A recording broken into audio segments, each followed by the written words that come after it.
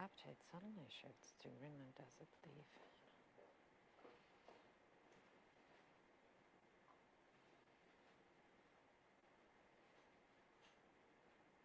Я готова, если что.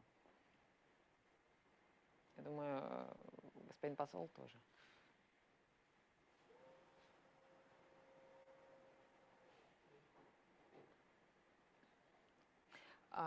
Да.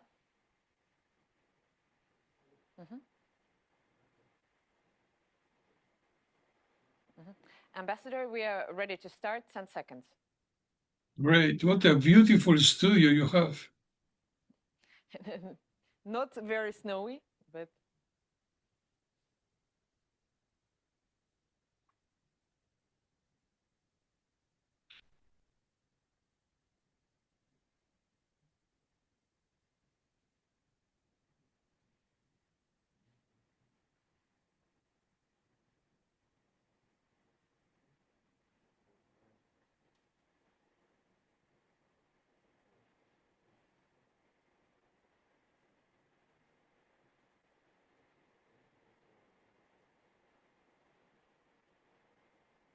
hello and welcome to Worlds Apart. For the last couple of years, peace in Europe has seemed all but a lost cause, with all the links connecting Russia with the other continental nations being methodically severed over the conflict in Ukraine. But as the American appetite suddenly shifts to Greenland, does it leave an opening for a policy reversal? Well, to discuss that, I'm now joined by José Zarilla, Spanish diplomat and author. Ambassador Zarilla, it's a great honor to talk to you. Thank you very much for being here. The honor is mine, Livo. Thank you very much for giving me the chance to express my thoughts. Believe me, in Spain it's very difficult. Well, let's use this opportunity because I know that even before these latest developments over Greenland, you spoke about the need for the European Union or perhaps some individual European countries to rebuild their ties with Russia. And you argue that it makes strategic sense for Europe. Do you think European leaders may be a little bit more open or receptive to your argument now than, let's say, a month ago? Well, first of all, let me tell you that this is not a question that owes absolutely anything to false or truth. This is different. This is a political statement of loyalty towards the United States. When Merz said in Davos, we have to defend Denmark from Russia, it is obvious that this was not an exercise in cynicism or in ignorance. It was a political expression of loyalty towards the United States. Therefore, I would advise humbly to the Russian authorities not to say that they are not planning to invade Europe, because we all know Russia is not going to invade anything. It's simply a political question. So my perception of all this story is that we may have a chance of peace once this disaster of Ukraine comes to an end. When finally the hurly-burly is done, when the battle is lost and won, when the families are allowed to grieve their fallen, and when memory begins to fade, perhaps it will be the moment to start thinking of what diplomats know only too well is the beginning, confidence building measures. But for this, I think the dogs of war have to come back home. Right now, we are in the eye of the storm. As long as the weapons are talking in Ukraine, I don't see any hope. Well, Ambassador, I think we are in the eye of two storms right now. And I think it's fair to say that at Davos, at least, the issue of Ukraine was of secondary or maybe even further importance. The central stage was occupied by Greenland. And let's focus on it for a moment, because I do think that this case may allow some European leaders to see the current geopolitical realities in a somewhat different light. And you mentioned this threat of Russian invasion that was invoked at Davos. And interestingly enough, this is the sort of argument that the Europeans have been extending for quite a number of years, that Russia is going to invade the Baltic states, Poland, what have you. But now Trump is using it to justify his own power grab on Greenland. Do you think Europeans sympathetic to this line of argument by Trump that, Greenland needs to be saved from the Russians by the Americans imposing their flag there?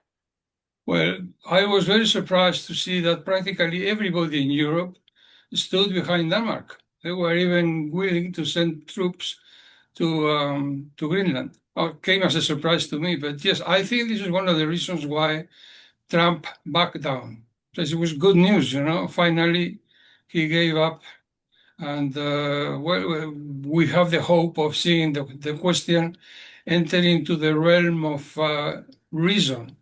Because, Trump is convinced that if he grabs Greenland, this is equivalent to having an Arctic strategy. And this is not the case.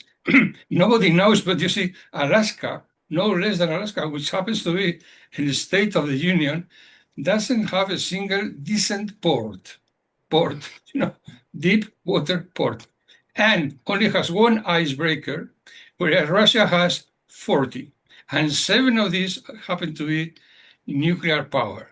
Now, thinking that all this is going to be solved by grabbing Greenland is childish. It's absurd.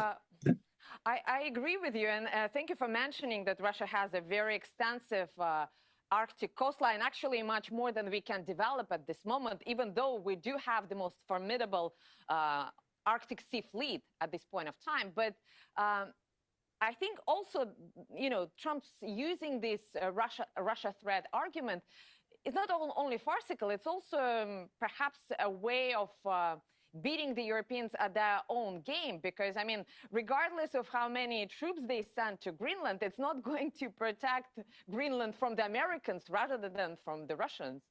No, but this expression of firm commitment to Denmark has caused Trump to back down. It's very important. We finally forgot about grabbing Greenland, which was a major cause of concern for anybody minimally interested in foreign affairs, because that would have created havoc, more than we already have, more. So do you think this case of Greenland is open and shut at this point of time? Do you think Trump forgot it forever, or he just backed down a step or two only to come back with greater force later on? I think this is gone for good, as far as I can imagine, because Trump is erratic.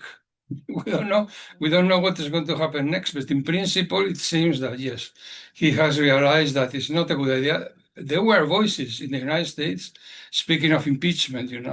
It's so incredible, such an absurd idea that a NATO country could attack a NATO country, whereas, of course, the war in Ukraine is taking place because the only way to protect Ukraine is NATO. You can imagine this is absolutely, it's an insanity, Let me run one theory by you. It sounds like a conspiracy theory, but I do think that it has some merit, because it was officially reported that during the meeting in Anchorage in Alaska last year, Trump and Putin did discuss the Arctic cooperation. And I think strategically, Russia wouldn't mind to have a wider American presence in the Arctic. In fact, if the two countries, or perhaps with the involvement of China, if they decide to develop the Northern Sea Route, that could create a major platform for great power cooperation, and perhaps also a natural deterrent against, great power competition. What do you think about it? Do you think actually this idea of, the Americans taking a larger foothold in Greenland may have been discussed between Putin and Trump? Yes, why not? Everybody is reasonable. China is reasonable. Russia is reasonable. The non-reasonable part, the non-reasonable side are the United States. Nobody knows what they want. But you see, I think I would like to change a bit the order of factors. The main enemy of the United States is not Russia. The main enemy of the United States is the absence of an enemy. If the United States do not have an enemy, they cannot spend billions in the military complex, which is what keeps the kettle boiling. You know, that's why Russia has to be an enemy. Nothing personal, believe me. They But to some have. extent, Ambassador, I think it applies also to the European Union because without Russia as an enemy, the EU is not really clear about its course of action, about how it's going to protect itself, about how it's going to develop itself, about what it stands for in the world. So to some extent, the need for the enemy on the European soil is even greater than on the American one. Don't you think so? Absolutely. Germany has already chosen, you know, they want to move from a welfare state to a militarized state. This is why, of course, the main enemy has to be Russia. This was prophetized by a legendary American diplomat, George F. Kennan. He said more or less, I don't remember the quote precisely, it was something like, if the Soviet Union were to disappear in the waves of the ocean, we would have to find another enemy of similar import. Otherwise, that would be the end of the American industry, unacceptable for the American industry. And you know what's interesting is that it seems that the new American administration has found a new enemy already because Trump the other day essentially speculated that the greatest enemy is the enemy within, referring to NATO. And I do want to ask you about this, about the transatlantic relationship, because putting Greenland aside, the American policy for many decades has been quite thuggish and extractive vis-a-vis non-Western countries. And the EU has gone along with it. Not only that, it has fully put itself into dependency of the United States. Why do you think it did it, to become so exclusively dependent on the United States? Did it perhaps think that it is somehow exempt from all the American exploitation?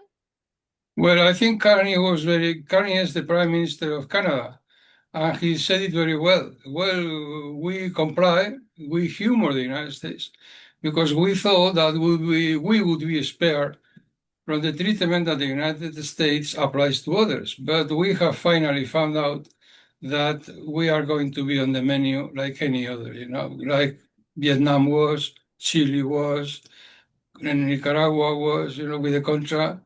In the end, it served nothing. So we were loyal, and in fact, what we were infamous. The line between loyalty and infamy is very, very thin, and we cross it. We in Europe cross it. But answering your question, there are two enemies for the United States. For the defense lobby, definitely Russia. And for geopolitical mind at large is China.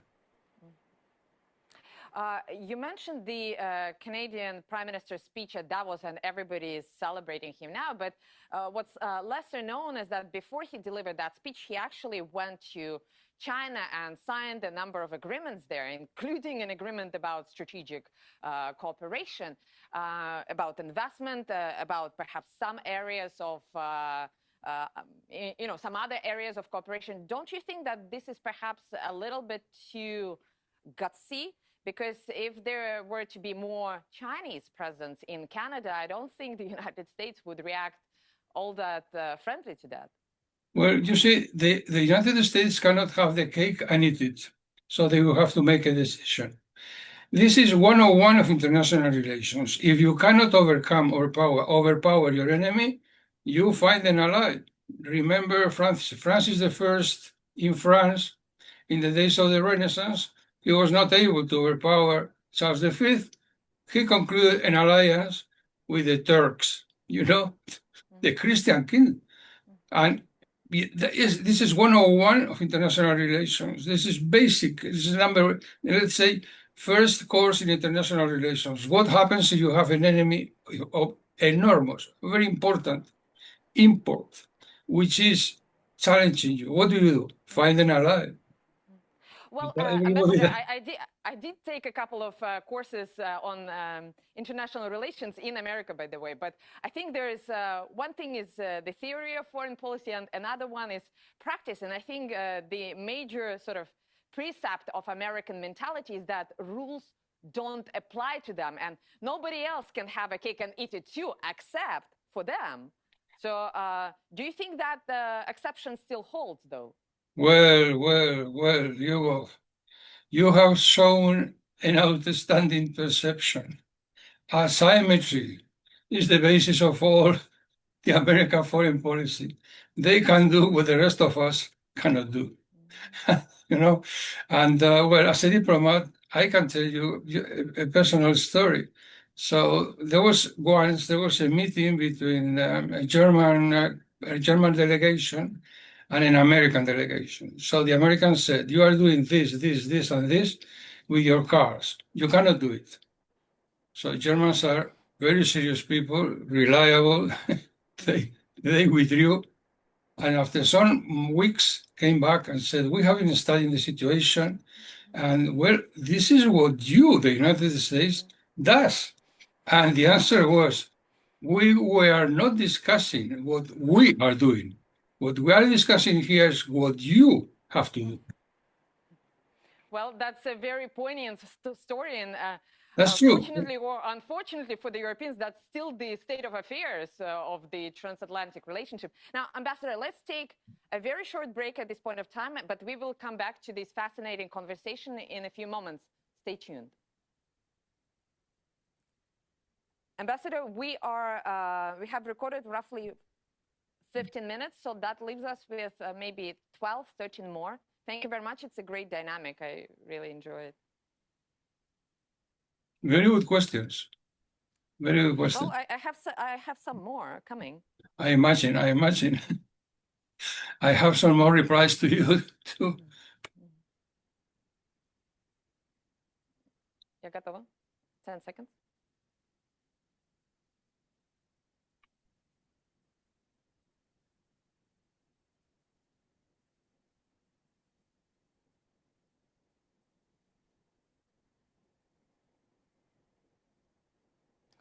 Welcome back to Worlds Apart with José Zorrilla, a Spanish diplomat and author. Ambassador Zorrilla, let me ask you one more question about enemies, in this case, the enemies of the European Union, because over the last couple of years, nationalism has been a bit of a swear word in Europe. Europe has tried to suppress national interest with very great vigor, but right now it has to deal with its predecessor, imperialism practiced by none other than the United States. Ideologically, what do you think is a bigger problem for Europe at this point of time? Well, I will answer you with a mathematical question. Mathematical. In Europe, adding is not possible. I will explain it quickly. 6 German soldiers plus 4 French soldiers do not make 10 European soldiers. Why is that? Because the Germans are Germans and the French are French. The sum of the two doesn't make a European fighting body. That's the key question. Try to convince an Spaniard that Russia is an enemy. That's impossible. Try to convince a Pole that Russia is a friend. Impossible. So nationalism in the end rules on the continent, and the result is, well, we are 450 million people. We have an impressive commercial turnover, but since we are not united, we do not have a common parliament, we do not have a common power, we are bound to do as we are told. Well, I mean, if nationalism rules, then maybe it's a shadow government, because at this point of time, as you said, foreign policy is relegated to the European Union, which it's not exactly clear whose interests the European Union represents. So when you talk, for example, about the need for Europe to reconsider its ties with Russia, who do you think can lead the way?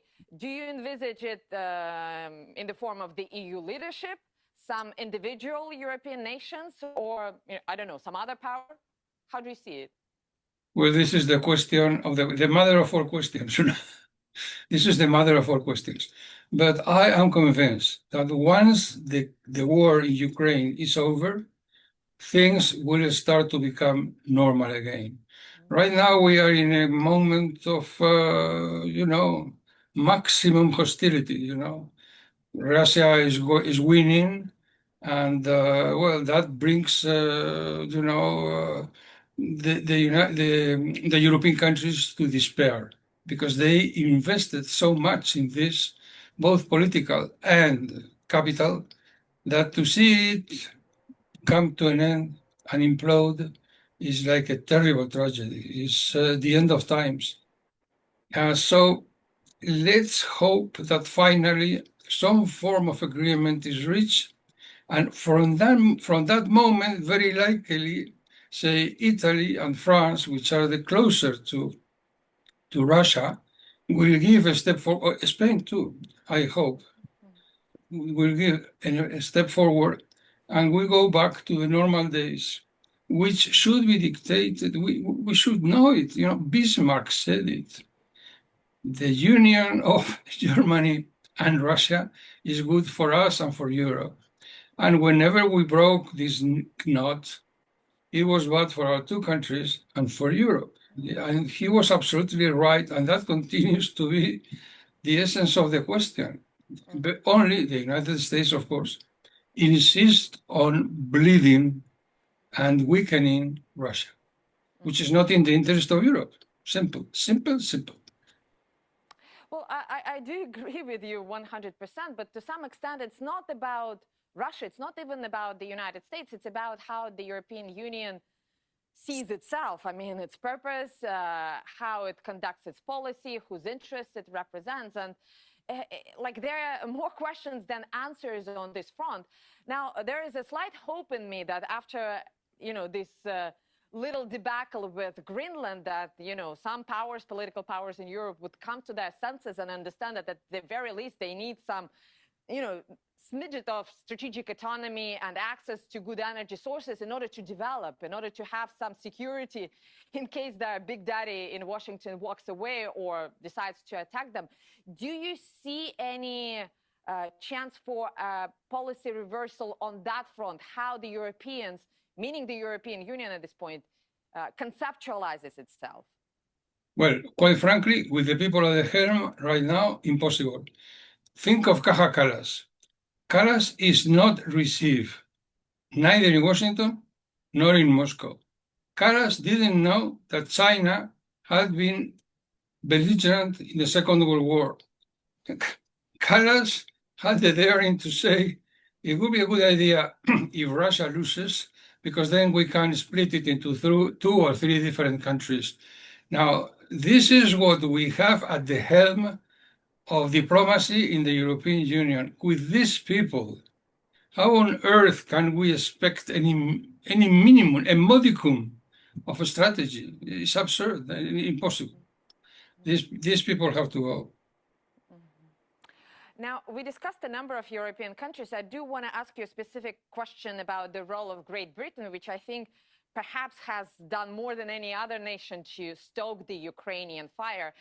Where do you see London going after all of this? Do you think it's going to be sticking with the EU policy, or is it more likely to side with the Americans?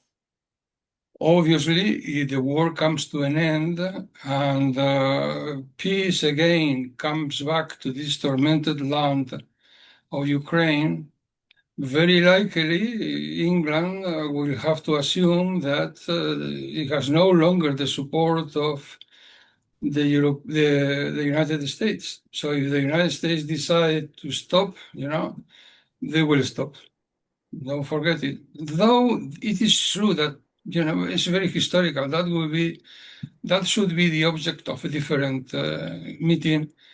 Always, always, always, England was against Russia.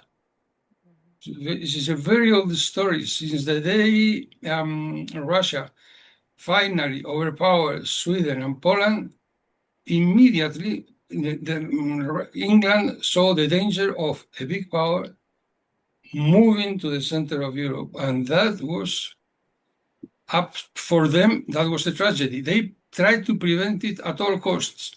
They tried in Crimea, and then with the civil war after the communist takeover, And again, you know, with in the 50s with terrorism in the Soviet Union, and finally, after the demise of the Soviet Union, again at the forefront of hostility against Russia. You know, it's disheartening. A country with such an incredible political cloud.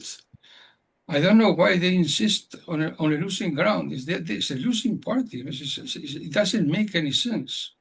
Well, one theory here in Moscow is that it makes them feel relevant. I mean, they sabotage and act as a spoiler, but you know that keeps them involved rather than conducting any meaningful and productive policy vis-a-vis Russia or vis-a-vis any of the other nations. You are absolutely right again, Lyubov.